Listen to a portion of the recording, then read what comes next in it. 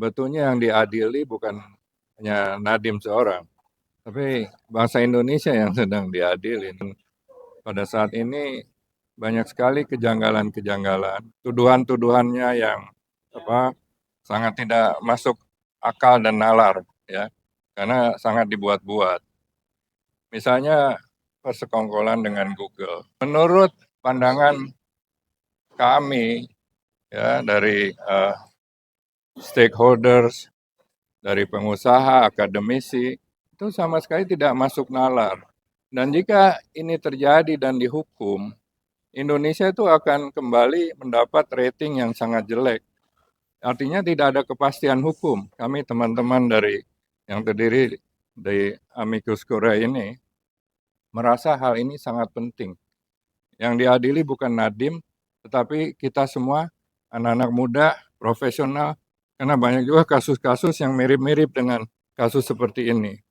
Ya, jangan sampai bangsa Indonesia, generasi muda, tidak percaya pada hukum di negaranya sendiri.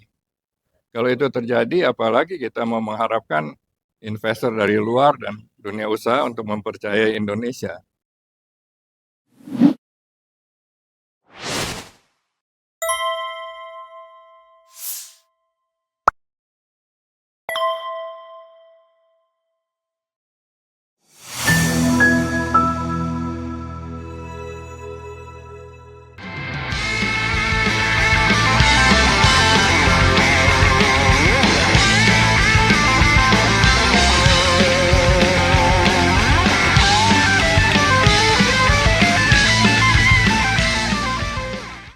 Assalamualaikum warahmatullahi wabarakatuh, Sobat RH sekalian. Jumpa lagi kita di channel yang keren ini, keren cerdas. Tamu yang di depan saya ini orang baru, jadi belum pernah digebrak. Arsir dari LAIP, ya, Lembaga Kajian Advokasi untuk nggak pakai untuk sekarang, Independensi Peradilan. Oke, jadi dari LAIP, Lembaga Kajian Advokasi Independensi Peradilan. Jadi teman lama saya nih, saya udah kenal beliau nih 22 mungkin puluhan tahun sudah. Ya. Karena kayaknya masih di LAIP aja dari dulu ya? Masih di LAIP. Oh, luar biasa. Jadi kalau misalnya LAIP itu tahun berapa? 99 LAIP itu? LAIP 99, saya masuknya 2002. Oke, bayangkan 2002 dan 24 hours ya. Sangat dan enggak ngajar di UI enggak? Sempat di Jentera. Jentera ya. Law School ya. Ya. Jadi sahabat sekalian, dia ini mafia kuningan. Mafia Imperium. Masih Imperium ya tempatnya? Enggak, pindah belakangnya ke rumah belakang. Sekarang di rumah. Oh, di rumah sekarang? Ya, jadi ya 200 meter lah dari Imperium. Asik. Tapi tetap dengan donatur yang sama? Ya, udah mandiri? Emang dari dulu mandiri kita, donaturnya ya macam-macam. Macam-macam. Tergantung kerjaannya aja. Ya, Arsil ini menarik karena dia menyampaikan amicus curiae. Ya, amicus curiae. Tapi kalau beda amicus sama amici apa? Amici kalau jamak? Iya. Oke. Amici itu kalau orangnya ya? Ya, orangnya. Oke, amicus curiae. Oke. Jadi sahabat peradilan, friend of the court ya.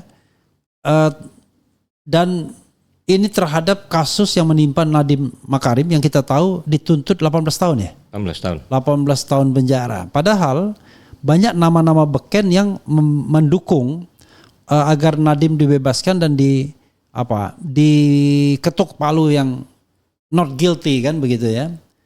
Tetapi luar biasa 18 tahun itu bagi orang-orang yang banyak mendukung Nadiem ya. Jadi salah satunya adalah mereka menyampaikan amicus curiae. Jadi amicus curiae ini luar biasa sobat era sekalian karena ada nama-nama besar yang ikut ambil bagian dalam menyampaikan amicus curiae sebagai amici ya. Jadi saya bacakan di sini.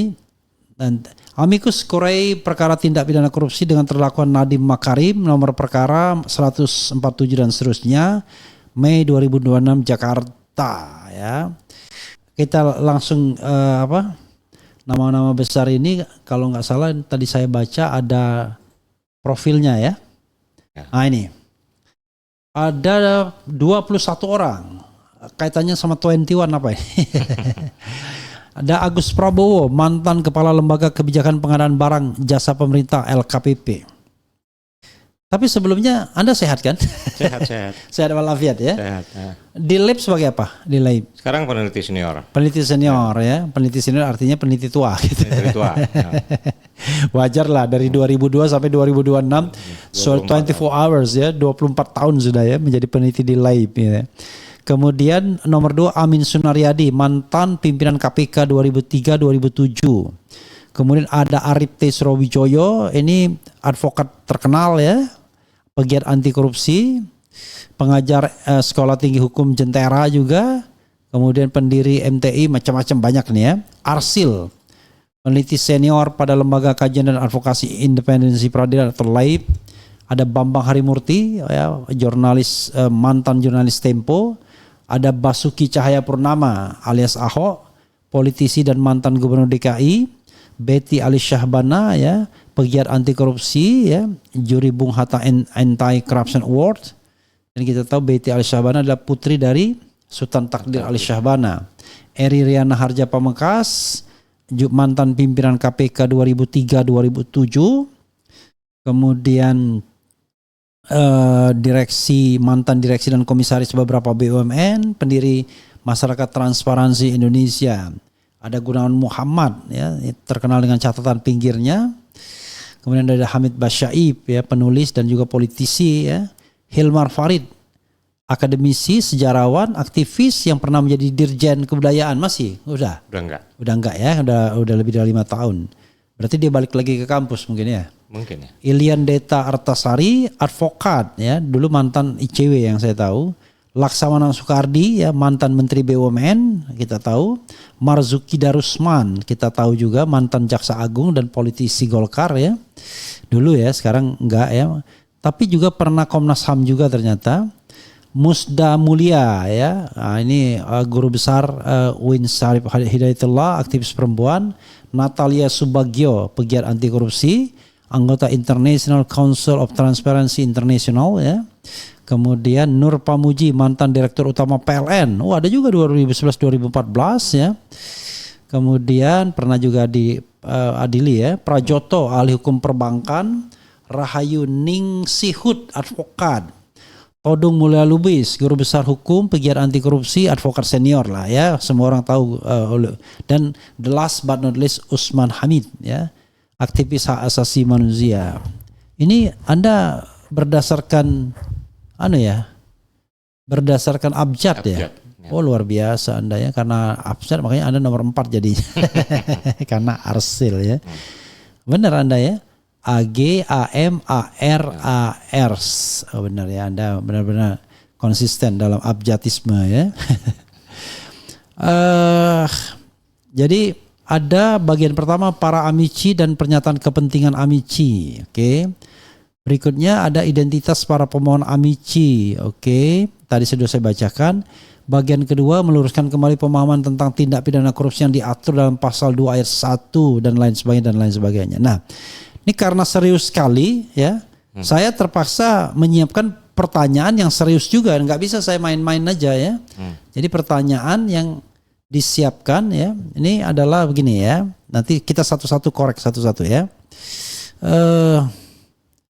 Oke. Pertanyaan pertama justru ini, kenapa orang-orang itu tertarik? Nama-nama besar itu tadi ada Todung Mulya Lubis, ada Ahok, ya kan, ada Eri Riana, ada mantan-mantan pimpinan KPK ya, untuk ikut di dalam memberikan opini yang mendukung, tentu saja mendukung Nadiem Makarim dan kepada Pengadilan Negeri Jakarta, Pengadilan Negeri Pengadilan Tipikor ya, Pengadilan Tindak Pidana Korupsi di Pengadilan Negeri Jakarta Pusat ya. Oke. Nah itu kenapa? Coba barangkali Anda bisa menceritakan mewakili satu dari 21 orang itu. Silakan. Oke. Pada umumnya bukan pada umumnya ya. Secara umum ya. Ini sebenarnya cuma satu bagian dari apa yang kita lakukan selama ini. Ya. Sebelumnya ada beberapa amicus curiae juga yang kita kirimkan Namanya ada yang kurang nambah, saya sendiri baru masuk itu di kemarin pra peradilan sebelumnya ya gitu. Jadi umumnya concern karena melihat bagaimana penegakan kasus korupsi itu yang menggunakan pasal 2 pasal 3 itu Iya. banyak yang dinilai janggal. Gitu, yang nggak jelas ini sebenarnya korupsi atau nggak, kira-kira begitulah ya. Dan itu akhirnya menimbulkan kekhawatiran dari para amici. Ini kalau diteruskan seperti ini kacau. Ini orang yang nggak bersalah jadi bisa kena korupsi, dan yang korupsi malah nggak kena, kira-kira begitu ya. Jadinya kemudian di kasus ini kita majuin. Sebelumnya di kasus yang agak bersamaan dengan ini itu kan Pertamina ya. Kita juga majuin, nggak semuanya karena tapi ada beberapa orang yang akan yang sama, sebagian besar sama. Itu kasus Yoki dan satu lagi saya lupa. Dengan nada amicus briefnya kira-kira sama. Dan sebelumnya kan waktu itu Notasi Nababan, terus ada beberapa lagi diwakili oleh ada dua tim lawyer, satu dari Pak Magdir, satu lagi dari lupa gitu ya.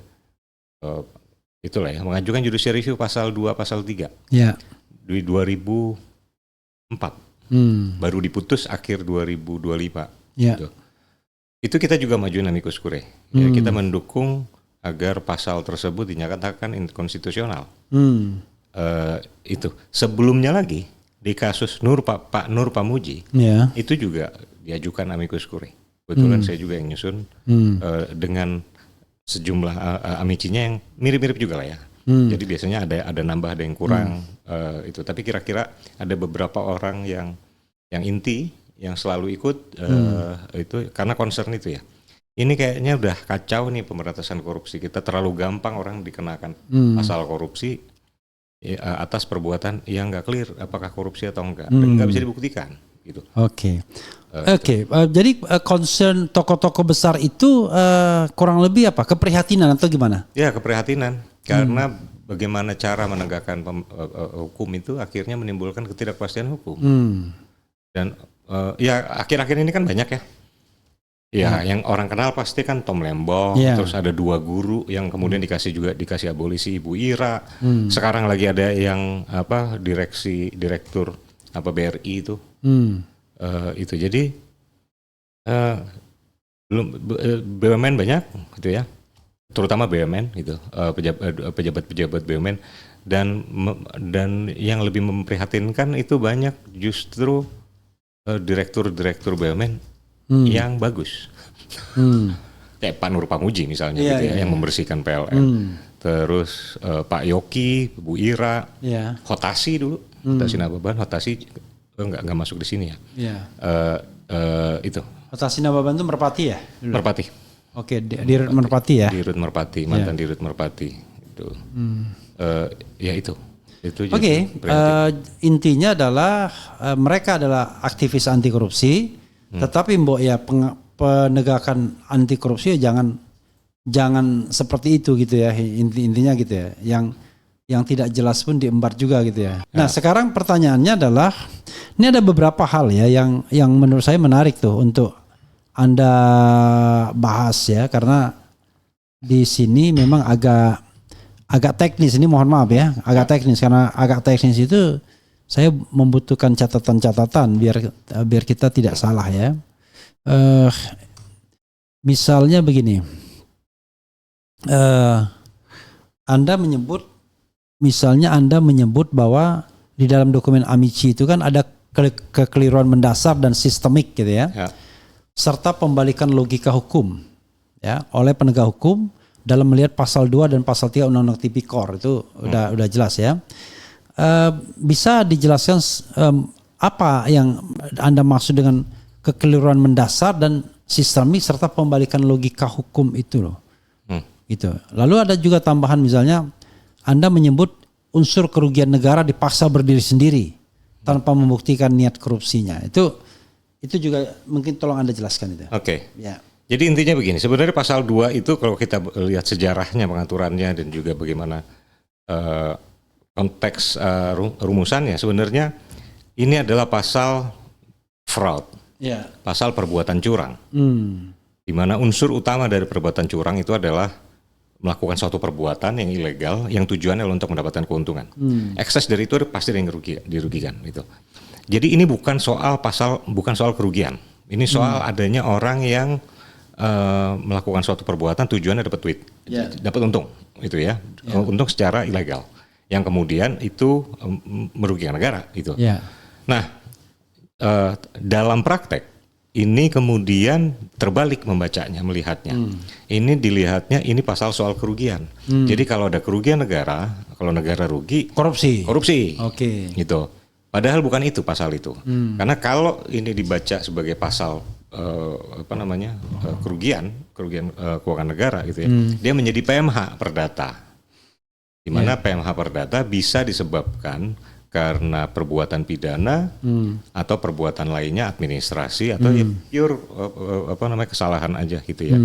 Beda dengan pidana. Kalau perdata PMH itu kan poinnya adalah orang yang dirugikan berhak untuk mendapatkan pemulihan. Kalau pidana bukan. Pidana itu soal bagaimana mengatur perilaku orang supaya tidak berbuat jahat gitu ya. Nah, itu. Jadi ada proses, ada pembalikan itu yang kemudian pembagian logika tadi gitu ya. Logikanya seharusnya ini untuk mengejar orang yang melakukan suatu perbuatan dengan tujuan dapat duit, dapat untung. Itu secara ilegal gitu ya. Ini menjadi orang yang melakukan kesalahan. Gitu. Yang kadang kesalahan itu nggak jelas juga atau kerugiannya juga kadang nggak jelas. Nah, jadi yang harusnya dicari, yang pertama kali dicari adalah minimal soal keuntungan. Ada nggak dia mendapatkan untung? Bukan apakah ada kerugian. Nah, sekarang dimulainya dari kerugian. Dan ini menjadi terlalu mudah untuk mengkorupsikan orang. Gitu. Nah, jadinya menimbulkan ketidakpastian hukum. Apalagi di BUMN, rugi itu bagian, yaitu resiko. Oke, ini Anda menarik ya. Jadi Anda ingin mengatakan dari 3 unsur itu mungkin melawan hukum atau menyalahgunakan kekuasaan itu sebagai unsur pertama, unsur kedua menguntungkan diri sendiri atau orang lain atau korporasi gitu ya. Kemudian berikutnya adalah merugikan keuangan negara. Selama ini Anda mengatakan para penegak hukum itu ambil dari kerugian negaranya dulu. Padahal kerugian negara itu ya sangat mungkin terjadi dalam business transaction di BUMN misalnya. Ambil dulu yang menguntungkan kan. Kalau yang menguntungkan Tom Lembong nggak masuk tuh karena tidak pernah terbukti bahwa dia bisa menguntungkan diri sendiri atau menguntungkan orang lain. Teruskan, itu menarik tuh, menarik. Iya. Silakan. Sampai mana tadi? Ya itu. Ya. Jadinya pasalnya menjadi terlalu luas. Ditambah lagi, dan di sini di poin kita waktu itu melakukan judicial review, amicus dalam judicial review. Ini kita memang pasal ini memang bermasalah. Secara inherent pasal ini bermasalah sebagai delik pidana, gitu ya, sebagai delik karena tidak ada unsur perbuatan. Jadi kalau dibaca dengan benar dalam pasal 2 dan pasal 3 unsur perbuatan tidak ada. Gini, pasal 2 ya sekarang 603. Secara melawan hukum, memperkaya diri melakukan apa? Sorry. Sekarang 603 KUHP. 603 KUHP.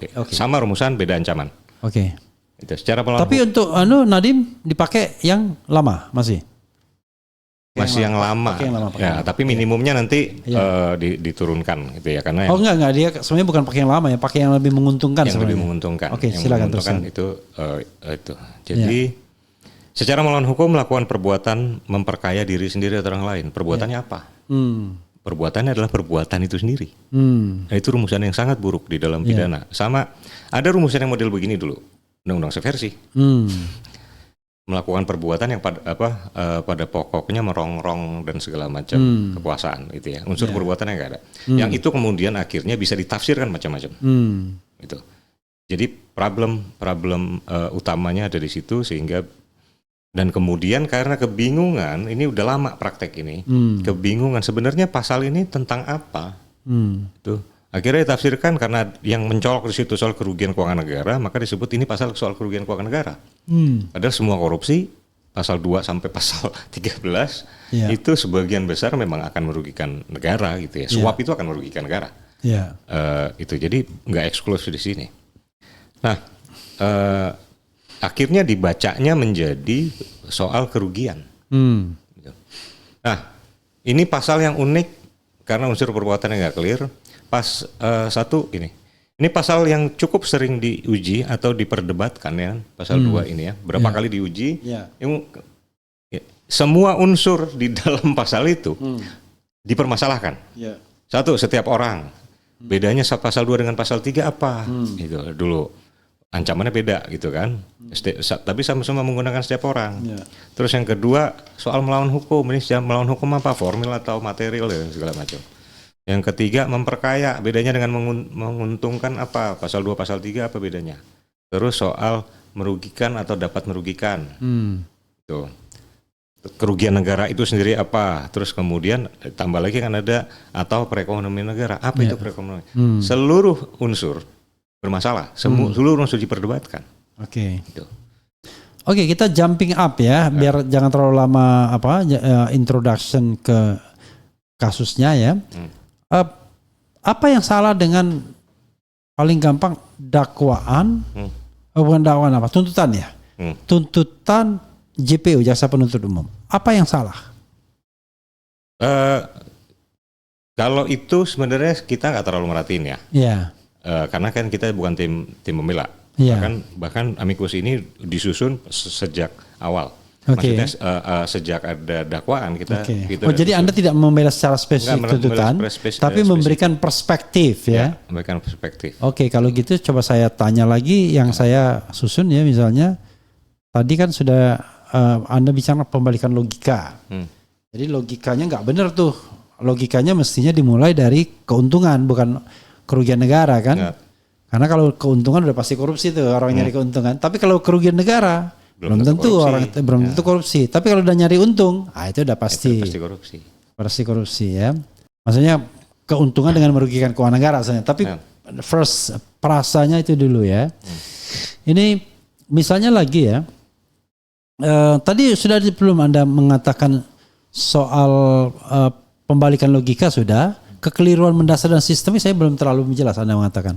Sebenarnya itu ya, kekeliruan itu adalah pada akhirnya soal pembalikan. Iya. Jadi pasal ini maksudnya adalah X gitu ya, soal keuntungan itu. Dan itu kalau kita baca di sejarahnya, penjelasan undang-undang sebelumnya itu clear menyatakan itu. Bahwa saya lupa itu ya, Undang-Undang 371, Undang-Undang Perpu 24 tahun 60 pada saat menjelaskan untuk unsur memperkaya gitu ya, ditulis begini kira-kira ya. Karena unsur inilah pasal ini ada, undang-undang ini diadakan gitu ya. Yaitu orang-orang yang memperkaya diri sendiri atau orang lain gitu ya, secara melawan kira-kira begitu ya. Terus begitu ngomong soal melawan hukum dijelaskan begini, bahwa tidak dimaksudkan perbuatan melawan hukum sebagai tindak pidana, tapi dia bisa dipidana kalau semata-mata sebagai alat untuk melakukan korupsi, yaitu memperkaya diri sendiri atau orang lain. Itu penjelasannya gitu ya. Yang kemudian itu tidak dibaca sehingga penafsiran saat ini menjadi keluar dari maksud dari pembuat undang-undang dulu gitu ya. Karena kan 3199 pada dasarnya itu hanya kelanjutan dari 371, 371 kelanjutan dari Perpu 24 tahun 60, Perpu 24 tahun 60 kelanjutan dari peraturan penguasa perang tahun 58 dari tahun 57. Itu undang-undang pemberantasan tindak pidana korupsi semua ya, yang Anda sebutkan. Ya. Oke, coba kita bergerak ke pertanyaan berikutnya. Misalnya gini, kita kembali ke ke kasus aktualnya misalnya ya. Misalnya dalam amicus ya, Anda menyoroti bahwa kebijakan memilih Chromebook dicampur adukan dengan proses pengadaan. Di ruang publik narasinya masif menyebut kebijakan ini menguntungkan Google, tapi tidak ada dakwaan terhadap Google. Apa pendapat Anda? itu salah satu isu yang kita angkat. Jadi begini, di awal kan kita dengar gitu ya, jaksa selalu mengkaitkan si Nadiem ini keputusan atau kebijakannya untuk soal Chromebook itu dengan Google, gitu ya. Jadi seakan-akan ada kong kali kong kira-kira gitu. Iya. Oke, satu, kalau itu benar itu bahkan kita tuliskan. Kalau memang itu benar, pertanyaannya mengapa di dakwaan tidak ada? Tidak ada di dakwaan. Mengaitkan dengan Google. Iya. Oke. Ya, tidak ada. Adalah sedikit-sedikit soal Google, tapi bahwa apakah ini keputusan yang diambil karena ada kong kali kong sebelumnya dengan pihak Google, itu nggak ada. Yang kedua, kalau dia ada, gitu ya, pertanyaannya, ini kan berarti suap. Ya. Pertanyaannya, mengapa yang memberi suap, yaitu Google, tidak didakwa, diperiksa juga enggak sebagai terdakwa, saksi gitu. Kalau Google memberikan suap, gitu. Kalau memberikan suap, jadi jadinya apa? Itu satu ya, soal kaitannya sama Google. Jadi yang kedua, bagaimana mencampurkan antara problem di pengadaan dengan problem di keputusan untuk digitalisasi itu. Ini kan dua hal yang berhubungan tapi tidak sama, gitu ya. Kalau bisa jadi dan memang ada, gitu ya. Problem ada di proses pengadaan, menunjuk siapa vendornya dan segala macam. Gitu. Tapi apa kaitannya itu dengan keputusan misalnya program digitalisasi? Gitu. Karena pelakunya berbeda. Siapa yang melaksanakan itu akan berbeda gitu. Dan ini dicampur seakan-akan problem yang ada di lapangan itu adalah problem dari kebijakan. Kalaupun itu harus dibuktikan. Apakah misalnya ada kesengajaan, ada niat supaya nanti pihak itu yang akan jadi vendor misalnya begitu ya. Ya itu nggak ada semua gitu. Jadinya itu janggal. Makanya kita dari sejak dakwaan kita udah bisa nyusun amicus curiae-nya. Karena ini bahaya kalau ini dilanjutkan, itu poinnya begitu ya. Jadi kita udah nggak perlu lagi ngelihat tuntutan karena kalau dakwaannya nggak clear, apa yang mau dibuktikan? Pembuktiannya menjadi tidak clear, tuntutan menjadi tidak clear. Jadi Anda ingin membedakan bahwa pengadaan policy, pengadaan dan pemilihan Chromebook itu adalah sesuatu hal yang berbeda-beda. Berbeda-beda. Bukan sesuatu yang desain dari hulu ke hilir gitu ya. Ya, kecuali memang bisa dibuktikan itu, tapi di dalam dakwaan tidak didakwakan seperti itu. Misalnya gini, yang kemarin juga Mas Bambang Arimurti juga angkat waktu konferensi pers penyerahan amicus itu, jelas-jelas di persidangan para saksi yang dihadirkan oleh jaksa itu mengakui kalau dia menerima uang dari vendor, suap itu. Terus kok satu nggak didakwa, nggak dijadikan terdakwa, nggak diperiksa gitu ya, malah jadi saksi itu. Terus bagaimana itu kaitannya dengan si Nadiem itu sendiri sebagai terdakwa gitu ya? Apakah itu atas perintah? Kalau atas perintah, oke, fine gitu ya. Atau mengetahui tapi dia membiarkan, oke, fine. Tapi ini nggak ada hubungannya sama sekali. Tadi soal pengadaan di satu sisi ya, dengan pemilihan produk ada yang mau ditindaklanjuti? Enggak, udah sih itu aja. Udah ya, itu ya. Nah ini ada pertanyaan juga yang menarik adalah gini, kita ini kadang-kadang ya kalau misalnya memberikan masukan walaupun sebagai amici atau dalam bentuk dokumen amicus curiae itu dibolehkan, kan tetap saja ada tudingan-tudingan. Wah ini kumpulan manusia yang kira-kira mau apa gitu kan, membela koruptor gitu, kemudian merusak atau mau menyerang penegak hukum ya, dalam hal ini KPK gitu. Padahal KPK dihadirkan untuk melakukan law enforcement dalam hal pemberantasan tindak pidana korupsi ini. Apa pendapat Anda kalau ada tudingan-tudingan seperti itu? Ya sah-sah aja nuding begitu, tinggal dilihat aja apa sih yang kita tulis gitu ya. Tapi yang penting yang jelas begini, ini penegakan hukum itu harus akuntabel dan tugas dari kita juga sebagai masyarakat sipil untuk juga kritis terhadap proses penegakan hukum. Karena kalau tidak, penegakan hukum akan bermasalah. Penegak hukum menjadi terlalu powerful. Ketika dia terlalu powerful, maka seperti digambar tulisan itu, power tends to corrupt. Yeah. Absolute power corrupt absolutely. Problem kita selama ini, kalau boleh jujur tentang soal pemberantasan korupsi, Yeah. tadi soal ini mau itu kan KPK segala macam lah gitu ya. Kalau ada yang orang membela terdakwa, tersangka, ini membela koruptor, gitu. Yeah. Apa yang ada di balik itu? Satu, kita sudah mengabaikan prinsip fair trial, presumption of innocence dan segala macam. Yang lebih menjadi masalah selama ini itu adalah orang bahkan nggak tahu kasusnya apa. Iya. Kenapa orang ini menjadi tersangka atau terdakwa? Orang nggak dibahas lagi. Pokoknya kalau udah dinyatakan sebagai tersangka, itu pasti koruptor. Gitu. Apa problem dari situ? Definisi dari korupsi kita gantungkan pada penegak hukum. Dia menjadi powerful akhirnya. Itu yang kita coba kritik. Pidana itu tidak didefinisikan oleh penegak hukum, tapi diatur oleh peraturan.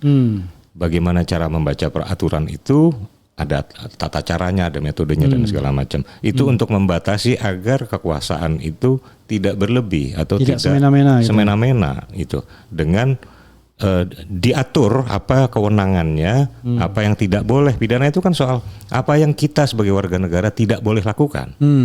Yang artinya itu adalah pembatasan hak, gitu ya. Nah, ketika batasan itu ditafsirkan sendiri oleh pemerintah atau oleh penegak hukum, artinya hak kita sudah dipermainkan. Karena apa yang kita tidak boleh atau boleh lakukan menjadi tidak jelas batasnya. Itu poin kita sebenarnya. Oke. Ya. Juga misalnya ada perasa menarik di dokumen Anda ya, yaitu munculnya chilling effect atau efek gentar yang serius bagi para penguji kebijakan publik. Seberapa besar ancaman itu? Sekarang sangat besar sekarang. Ya. Kita lihat misalnya bagaimana di medsos gitu ya, orang udah bilang udahlah nggak usah bantu pemerintah, ngapain gitu. Capek-capek mending keluar negeri atau apa segala macam.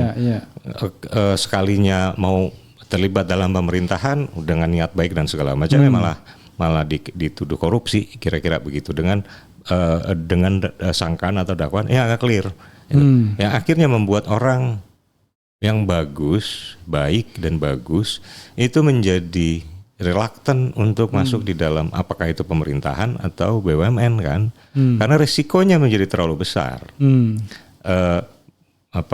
Karena ketidakpastiannya sangat tinggi.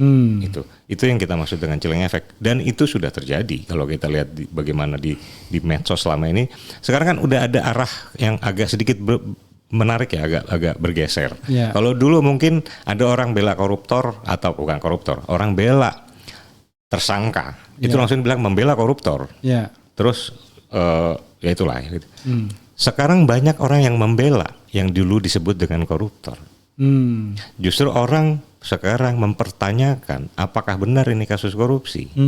Jadi ada switch yang ada perimbangan lah ya. Ada perimbangan, dan itu pertanyaan itu legitimate, pertanyaan publik. Ini korupsinya di mana gitu. Itu legitimate, itu memang harus dilakukan supaya kita tidak pokoknya apa kata penegak hukum gitu. Karena advokasi kita dalam tanda kutip kita selama ini, kesalahan dari gerakan anti korupsi itu adalah menggantungkan definisi korupsi pada penegak hukum secara tidak sadar, karena selama ini gerakan anti korupsi pokoknya kalau ada orang jadi tersangka pasti salah, pasti koruptor kan begitu. Kalau dituntut ringan pasti korupsi, pasti salah. Kalau diputus bebas pasti pengadilannya salah, harus diperiksa sana sini dan segala macam. Tanpa pernah tahu kasusnya apa, balik lagi, kita sedang menggantungkan definisi korupsi pada penegak hukum. Dan itu kita sedang memperbesar power dari aparat penegak hukum kita melebihi apa yang seharusnya. Kalau saya membaca begini ya, ada juga bacaan saya bahwa kalau dulu memang KPK ya, kalau kita lihat KPK, kalau lembaga lain kan kurang lah kepercayaan publiknya. Dulu orang sangat percaya kepada KPK. Pokoknya apapun yang didakwakan oleh KPK itu pasti benar. Dan ada success story 100% KPK. Sekarang sih sudah ini. Tapi sekarang memang ada agak perbedaan ya. Terutama ketika KPK dilululantakkan strukturnya melalui perubahan undang-undang KPK di akhir masa pemerintahan Jokowi ya 2019 di jilid pertama ya. Nah, sekarang nih justru banyak orang-orang anti korupsi yang berpikir sebaliknya, bukan lagi menjadi pendukung KPK tapi justru pengkritik KPK, bahkan mantan pimpinan KPK pun jadi pengkritiknya. Ini apa yang ingin Anda sampaikan? Gini, dulu kan KPK awal-awal bagaimana orang kemudian banyak yang mendukung gitu ya. Karena kasusnya salah satu faktornya adalah kasusnya clear, rata-rata OTT, rata-rata suap. Oke, ya. Nah, begitu udah masuk pasal 2 pasal 3 gitu ya. Baru mulai kelihatan ini problem nih. Gitu. Kan kalau Nadiem ini bukan KPK, Nadiem ini kejaksaan. Oh ya, sorry. Ibu Ira. Iya. Ibu Ira itu adalah KPK. Terus sorry saudara sekalian. Kalau kejaksaan memang kritik terhadap kejaksaan dari dulu memang keras ya. Saya ingin mengatakan kritik terhadap KPK juga keras juga, tapi jangan lupa Tom Lembong itu kejaksaan juga ya. Tom Lembong kejaksaan juga. Saya ingat kejaksaan juga. Tom Lembong kejaksaan juga. Nah, saya tarik tuh pertanyaan tadi itu karena tidak relevan ya. Karena kalau kejaksaan banyak orang yang kemudian mempertanyakan kualitas dari dakwaannya itu ya. Oke. Nah, tapi statement tadi tetap valid. Oke. Kenapa? Karena memang akhir-akhir ini juga banyak perkara yang dipegang oleh KPK itu juga debatable. Iya. Salah satunya kan adalah Ibu Ira. Itu kan KPK. Oh, Ira yang SPDP apa ASDP. ASDP itu kan Ibu Ira. Terus ada beberapa kasus dan akhirnya mendapatkan abolisi juga. Rehabilitasi yang harusnya itu bukan rehabilitasi. Amnesti harusnya. Iya. Kira-kira begitu ya. Jadi ya itu. Oke. Nah, balik lagi memang problem itu sebagian dikontribusikan oleh penggunaan pasal 2. Oke. Kasusnya kemudian nggak clear. Kalau pakai pasal 2 terus kemudian kasusnya clear gitu ya. Mungkin kritik itu nggak setajam sekarang juga oleh para aktivis senior. Ini kan kalau dibaca ini aktivis anti korupsi senior gitu. Yang ibaratnya yang turun gunung lah. Gitu. Oke, saya ingin lanjutkan. Masih ada lagi yang Anda ingin sampaikan? Tapi ya intinya rata-rata juga sekarang mengkritik itunya KPK gitu ya. Tapi ya ini juga sebenarnya kan kalau kita flashback ya dulu bagaimana kita membela KPK itu kan kita juga kadang kayak ngasih cek kosong dan itu berbahaya. Saya dari dulu nggak pernah mau membela KPK segetol itu. Kalau benar, kalau salah ya salah gitu ya. Tapi kan Anda mengatakan pada waktu itu kasusnya banyak OTT. Ya, banyak OTT. Ya, tapi suap OTT, jadi lebih gampang pembuktiannya. Lebih gampang, tapi kemudian karena kan gini, power dari KPK itu lebih gitu ya dibanding yang lain. Ya. Dan seperti juga di tulisan itu, power turns to corrupt. Gitu. Jadi kita harus waspada dengan setiap lembaga yang punya power yang cukup besar. Mau itu atas nama pemberantasan korupsi, mau atas nama apa segala macam, karena power itu berbahaya gitu. Kalau kita tidak kontrol, itu berbahaya. Dulu orang khawatir gitu ya, KPK itu dibubarkan. Iya. Saya selalu bilang, yang perlu dikhawatirkan bukan kalau KPK dibubarkan, di take over. Karena dia menjadi alat politik yang sangat powerful. Di capture ya. Dia menjadi alat politik yang sangat powerful. Bukan dibubarkan. Dibubarkan masih mending. Dan itu perubahan KPK itu kemudian itu membuat KPK kemudian di capture jadi ya perubahan struktur ya. Nah gini, kan dalam kasus IBAM kemarin gitu ya, itu ada hakim yang melakukan dissenting opinion. Ada dua orang ya. Itu jadi hakim ad hoc Andi Saputra dan kemudian hakim karir R. Yusman. Begini, kan dissenting opinion ini menunjukkan bahwa hakim itu paling tidak di antara kumpulan hakim itu kan, itu ada keraguan, ya. Bahkan different opinion ya kan, different opinion itu berarti satunya bicara guilty, ini not guilty. Nah, kalau kita kaitkan dengan kemungkinan ya terhadap kasus Nadiem ini, Anda memandangnya seperti apa? Ya potensi itu menjadi lebih bertambah yang disenting akhirnya dia menjadi mayoritas. Iya. Ya tentu ada. Gitu Sorry, ini 5 hakim ya? 5 ya. 5 ya. Oke. Majelis 5 itu kemungkinan ada. Tapi dalam kasus ini apakah akan ke situ atau enggak? Kayaknya nggak tahu juga gitu ya. Kemudian juga jangan lupa masih ada upaya hukum kan gitu ya. Yang kita juga nggak tahu akan seperti apa. Yeah. Dan ini problem kita di Indonesia selama ini karena hukum itu menjadi sangat tidak pasti kan. Jadi kita nggak bisa memprediksi, misalnya gini, dengan fakta yang seperti ini, putusan akan seperti apa, kita nggak bisa memprediksi. Itu menunjukkan tidak kepastian hukum. Padahal hukum ada untuk memberikan kepastian, bukan yang lain, gitu ya. Outcome dari itu adalah keadilan, ya. Tapi yang paling utama, fungsi utama dari hukum memberikan kepastian, ngasih batas yang jelas, gitu ya. Nah, kalau sampai kemudian dengan fakta yang ada, terus kemudian kita juga tidak bisa memprediksi. Ini akan terbukti atau tidak, itu kan problem. Apalagi habis itu kalau diputus di tingkat pertama, kita nggak bisa memprediksi lagi nih di tingkat banding akan seperti apa. Dan yang paling lucunya adalah sering kadang-kadang itu 180 derajat. 180 derajat. Jadi di sini tidak bersalah, tiba-tiba di sana bersalah, balik lagi tidak bersalah lagi. Nah, ya itu ya, dengan argumentasi yang kadang-kadang nggak nyambung-nyambung gitu ya. Itu. Dan ini di banyak kasus, terutama sekarang akhir-akhir ini, sebenarnya perdebatan soal korupsi bukan lagi soal fakta, bukan soal bukti kan? Iya. Tapi pada akhirnya perdebatan soal apa yang dimaksud dengan korupsi kan? Balik lagi soal definisi, soal tafsir. Faktanya balik lagi contohnya sekian banyak judicial review, cuman mau minta tafsir. Gitu. Di sidang pada akhirnya juga proses persidangan nggak clear gitu ya. Apa yang mau dibuktikan aja nggak clear. Iya. Apalagi kemudian bagaimana mengambil kesimpulan apa yang terbukti atau enggak. Makanya banyak putusan kemudian isinya kayak copy paste dari dakwaan. Apa yang terjadi di sidang menjadi nggak penting. Iya.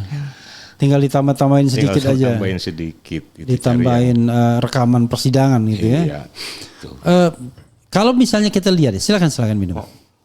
Gitu. Jadi kalau kita lihat misalnya 2 hakim yang dissenting ini kan sedikit lagi satu saja itu sudah bisa berbeda putusannya. Itu kan ada menunjukkan keraguan ya.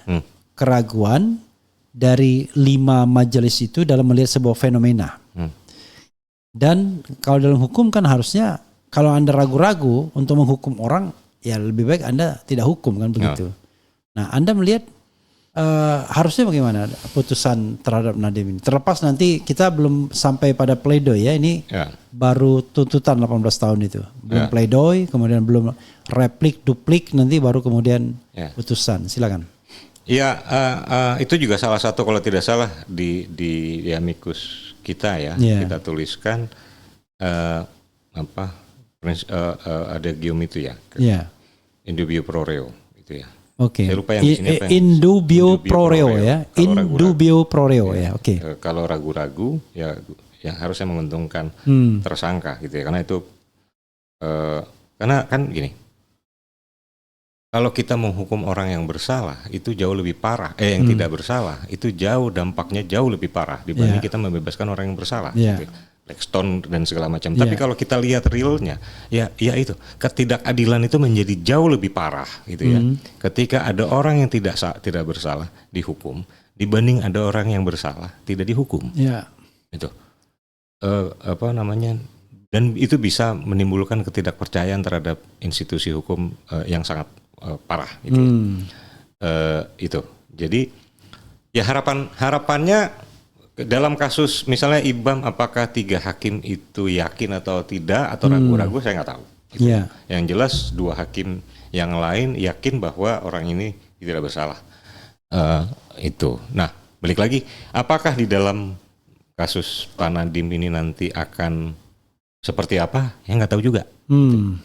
Belum lagi balik lagi, bagaimana dengan upaya hukum nanti, bagaimana dengan Mahkamah Agung, kalau sampai ke Mahkamah Agung akan seperti apa? Nggak tahu juga. Tapi kita bisa ngambil begini ya, sampai hari ini dengan sampai udah pembuktian segala macam, sekarang bisa nggak kita ringkas sebenarnya apa kesalahan menurut jaksa, perbuatan apa yang dilakukan oleh Pak Nadiem? Ngapain sih dia sebenarnya sampai akhirnya jadi terdakwa? Menurut Anda apa? Nggak jelas, nggak tahu. Itu yang saya pertanyakan. Di dalam banyak kasus itu, jadi pertanyaan ini nggak cuma untuk kasus Pak Nadiem, tapi untuk banyak kasus sebenarnya dia salahnya apa? Itu. Kalau dibilang ya karena dan persidangan sering dipermasalahkan itu, ini kebijakannya gagal, banyak kebijakannya gagal. Gara-gara misalnya menurut jaksa itu kan gara-gara pengadaan ini itu membuat IQ-nya pada turun misalnya gitu ya. Kausalitasnya nggak tahu gitu ya. Gini, gagalnya satu program itu bukan indikasi pidana. Iya, iya, itu kinerja itu. Itu kinerja. Kecuali bisa dibuktikan kegagalan itu karena ada satu perbuatan pidana itu, tapi kegagalan itu sendiri bukanlah perbuatan pidana kan gitu ya. Karena kalau sekedar salah merugikan orang lain itu pidana, kita bisa tuntut misalnya, berarti setiap jaksa yang menuntut terdakwa bawa ke pengadilan pada akhirnya orangnya diputus bebas, jaksanya harus dipermasalahkan dong, harus dipidana, itu udah merugikan orang lain kan. Langsung ditarik lagi ke penyidik. Kalau misalnya melibatkan polisi itu kena juga. Kena juga. Nah, kan problem ketika kita melihat pidana itu semata-mata dari kerugian, itu problem. Ya. Itu kuncinya ya. Iya. Gagalnya adalah ketika melihat kasus korupsi itu semata-mata karena kerugian. Karena kerugian. Padahal yang namanya business transaction itu ya sangat mungkin rugi kalau misalnya istilahnya BJR ya, business judgment rules gitu ya. Ya. Jadi dia sudah mengikuti alurnya, sudah taat pada ini, tapi bisnisnya gagal ya, itu soal ya, itulah yang namanya bisnis kan tidak mesti untung. Kalau orang tahu bisnis pasti untung, orang bisnis semua. Bisnis semua kalau pasti untung. Dan begitu juga di pemerintahan, itu kan di sektor bisnis ya. Kan di pemerintahan semua juga sama. Dan dalam kasus ini Pak Nadiem itu kan di pemerintahan ya, dia bukan dalam konteks BUMN. Kebijakan itu bisa, keputusan dari pejabat itu bisa salah. Ya kan?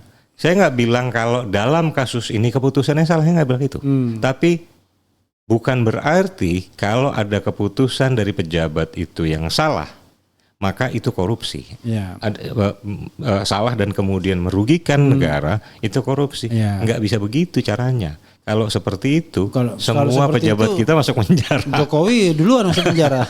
Nggak ada yang mau jadi pejabat. Ada Kertajati kan, nggak efektif kan, artinya itu kerugian negaranya banyak banget tuh. Kereta cepat besar. Kereta cepat.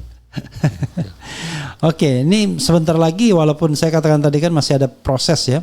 Ada ini tuntutan, kemudian pledoi, replik, duplik, vonis gitu. Dan biasanya kan ditarget ini udah 6 bulan ya. Kira-kira ya. Biasanya kasus-kasus begini kadang-kadang ditarget 6 bulan harus selesai. 6 bulan ya. Ya 6 bulan lebih mungkin ya. Batasnya kan 180. Apa harapan Anda ya bersama tokoh-tokoh yang menulis amicus curiae ini terhadap kasus ini? Apa harapannya? Harapannya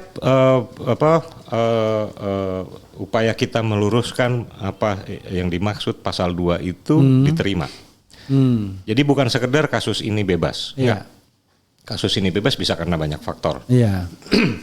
Tapi yang kami harapkan pendapat itu diterima dan kemudian itu diperkuat oleh Mahkamah Agung sehingga kemudian itu bisa diterapkan untuk kasus-kasus yang lain. Anda ingin mengatakan bahwa dari unsur itu yang paling penting adalah menguntungkan. Menguntungkan.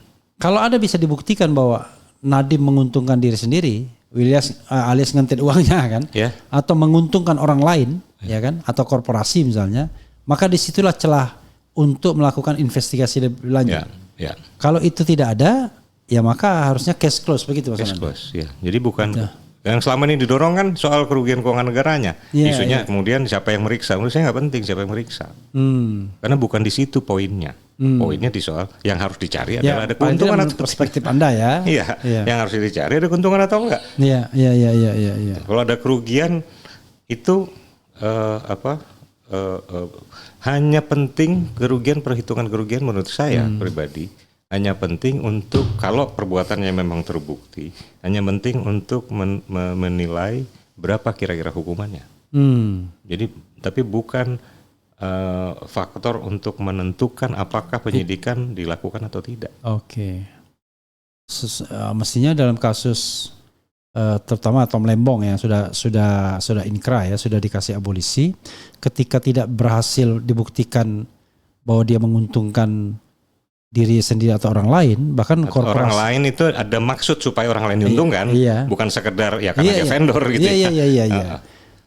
Artinya memang by intention gitu ya. By intention. Gitu. Dan dia sendiri baru kenal tuh sama vendor-vendornya itu kan. Itu pun kemudian tetap dihukum juga gitu. Tetapi akhirnya kan Presiden Prabowo mengeluarkan senjata pamungkasnya berupa abolisi gitu ya. Mengabolis proses ini kan kemudian dia bisa dibebaskan. Nah misalnya ya, jadi tiba-tiba saya berpikir juga, ini demikian banyaknya dukungan terhadap Nadiem Makarim ini ya. Ya saya kira mungkin salah satu faktornya selain kasus itu sendiri mungkin ketokohannya juga ya. Tetap bapaknya itu tokoh senior gitu ya. Orang yang sedikit orang Indonesia bisa beracara di luar negeri mewakili pemerintah Indonesia ya waktu itu. Nono Anwar Makarim gitu ya. Kalau kita misalnya melihat kasus ini ya dan kemudian dikaitkan dengan Tom Lembong kemarin, ada nggak harapan senjata pamungkas itu dikeluarkan lagi? Seandainya memang karena sesuatu dan lain hal Nadiem dinyatakan bersalah misalnya. Kalau saya pribadi Dan, gitu ya. Dan mungkin presidennya bagi penegakan hukum gitu. Iya, menurut saya itu penting untuk Pak Nadiem mungkin ya. Iya. Gitu. Tapi iya. buat saya yang lebih penting bukan itu. See, karena kita nggak ngomongin Pak Nadiem. Iya. Walaupun menurut kami dengan apa yang terjadi selama ini harusnya dia nggak kena. Kira-kira begitu ya. Tapi yang paling penting itu adalah bagaimana pasal ini ditafsirkan supaya penegakan hukumnya nggak serampangan gitu ya, supaya nggak ada lagi orang-orang yang nggak bersalah dikriminalisasi. Oke. Gitu ya. Karena itu efeknya sangat luar biasa, menimbulkan ketidakpastian hukum yang luar biasa. Kita suatu saat bisa kena. Kita semua ini kan pada dasarnya cuman bakal calon tersangka. Iya. Nasib doang yang enggak. Makanya saya udah declare tidak mau jadi pejabat publik. Tapi ya kadang nggak jadi pejabat publik juga bisa kena kan? Iya. Kalau Anda mau jadi vendor. Iya, atau ya entahlah nasib aja yang bikin kita nggak jadi tersangka kan? Iya. Di situasi di mana hukum itu tidak pasti, cuma nasib yang bikin kita nggak tersangka. Ada aja nanti kita nggak bayar pajak, hasil korupsi kan, merugikan keuangan negara. Oke, nggak terasa sudah 1 jam kita bicara ya. Mungkin Anda ingin intisarikan pendapat-pendapat Anda dan mungkin Anda menuju pada closing statement. Kalau bisa agak berdiri sedikit. Anda terlalu pendek jadi. Iya. Gimana ya? Ya seperti yang sudah kami sampaikan di Amicus ini. Jadi satu, kami berharap yang paling utama sebenarnya kami berharap pasal ini memang dibatalkan, dicabut ya, karena bermasalah. Dan sebenarnya pasal-pasal korupsi yang lain dan dicabut itu tentu tidak oleh pengadilan. Tidak oleh pengadilan, bukan dalam kasus ini, tapi karena problemnya ada di situ ya, problem ada di pasalnya yang kemudian menimbulkan problem penafsiran. Terus kemudian ini akan adalah soal bagaimana pasal itu diterapkan di dalam kasus ini. Yang dengan penafsiran yang salah maka penerapannya akan salah dan itu sudah banyak korbannya gitu ya. Jadi dalam kasus ini kami berharap setidaknya hakim benar-benar bisa melihat, memahami sebenarnya apa sih yang dimaksud dengan pasal ini, diterapkan dengan benar gitu ya.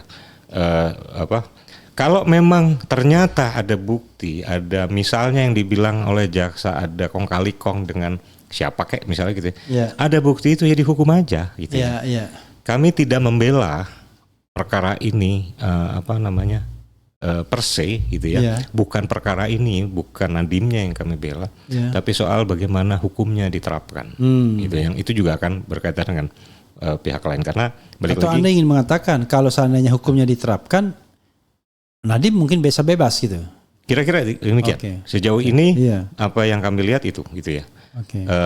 Itu dan penerapan itu juga tidak hanya untuk kasus Nadiem tapi juga kasus yang lain. Jadi supaya ada kepastian hukum ke depan itu tidak hanya untuk kasus Pak Nadiem ini tapi juga semua. Oke. Gitu. Closing statement. Itu kira-kira closing. Oh, itu udah closing gitu ya. Itu mungkin Jadi closing. saudara sekalian ya, ini memang pembicaraan yang berat ya. Kalau kita bicara tentang tuntutan gitu ya. Jadi tapi ada dua inti yang ingin saya sarikan dari pernyataan beliau gitu ya. Satu, kalau kita lihat kasus korupsi dan kita mau menggunakan pasal 2, pasal 3, maka lihatlah dulu soal menguntungkan diri sendiri atau orang lain atau korporasinya dulu. Jangan lihat kerugian negaranya. Karena kerugian negara tidak mesti indikasi korupsi.